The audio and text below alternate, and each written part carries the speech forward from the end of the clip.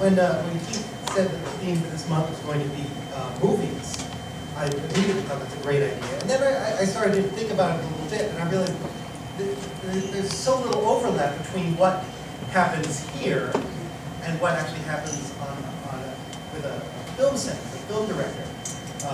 Film is kind of an auteur's paradise where everything is polished and shines over the course of months or years, and this is different. No, I mean, they're getting to work on the show this month. They're stripping it down to the bare bones and then building it right back up. Of course, like 28 days. So I was like, wow, that's really, it's so not movie-like. And then I thought, and I realized there's sort of there's one filmmaker who I think really kind of captures the essence of what the Empire Review is. Nicky Mariani, ladies and gentlemen.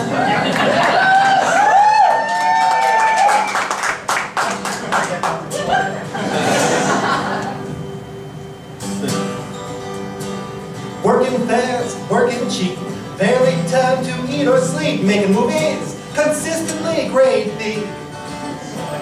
Actor, writer, producer, director, take the schlock and make it better, Roger Corman.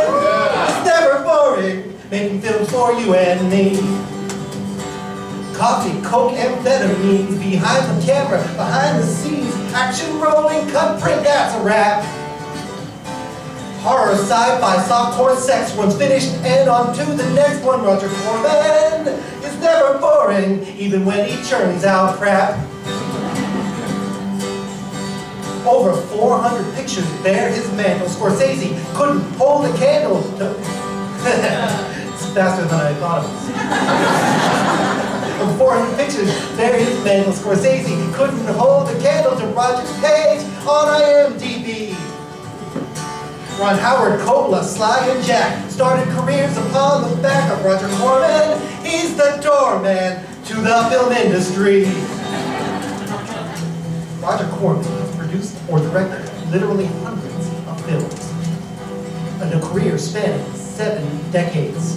His output is legendary and stands as a living testimony to America's desire to be entertained by movies with rubber fish suits and nudity. The following is but a smidgen of his movies.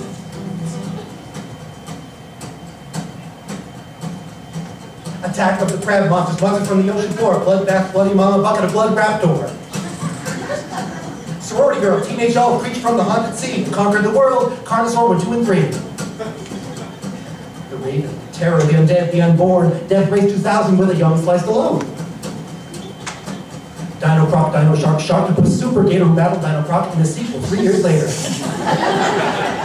Apache Women, Swamp Women, Big Bad Mama, Women in Chains, Last Woman on Earth, Caged Heat, the Big Bird Cage. Stakeout on Dope Street, Wasp of the Piranha, who made love with a snake and thus was born Piranaconda. Angel Fist, Live by the Fist, Blood Fist 1, 2, 3, and 4, Cockfighter, Kill Zone, One Man Army, Cocaine Wars. Lords of the Dead, Up from the Deeps, Humanoids from the Deep, Voyage to the Planet of Prehistoric Women, Galaxy of Terror, She-Gods of Shark Reef, and my favorite title in movie history, The Saga of the Viking Women and Their Voyage to the Waters of the Great Sea Serpent.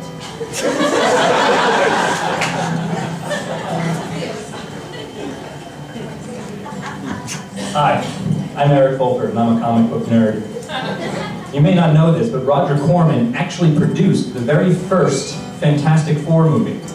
I'm not talking about that execrable 2005 version with Jessica Alba and the guy from The Shield. No, this was 1994. Remember 1994?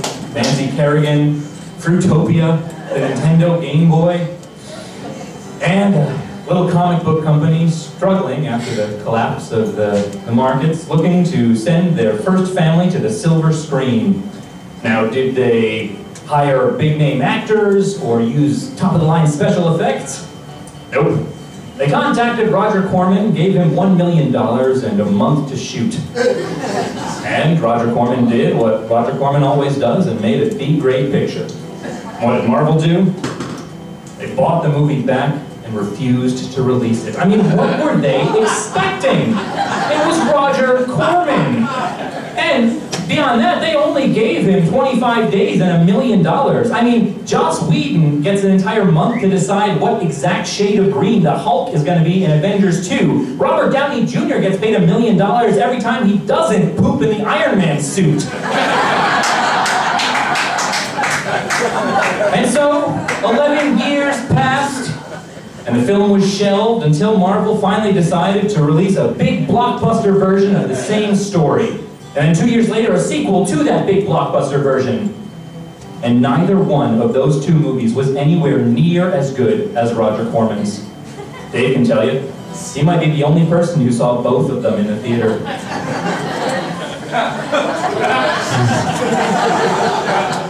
And who knows? If they'd given Roger Corman $2 million, maybe, just maybe, he would have kick-started the big comic book movie industry a decade earlier, and we would finally have the Doctor Strange movie that we all deserve. And fuck you, Ben Affleck, Daredevil sucked.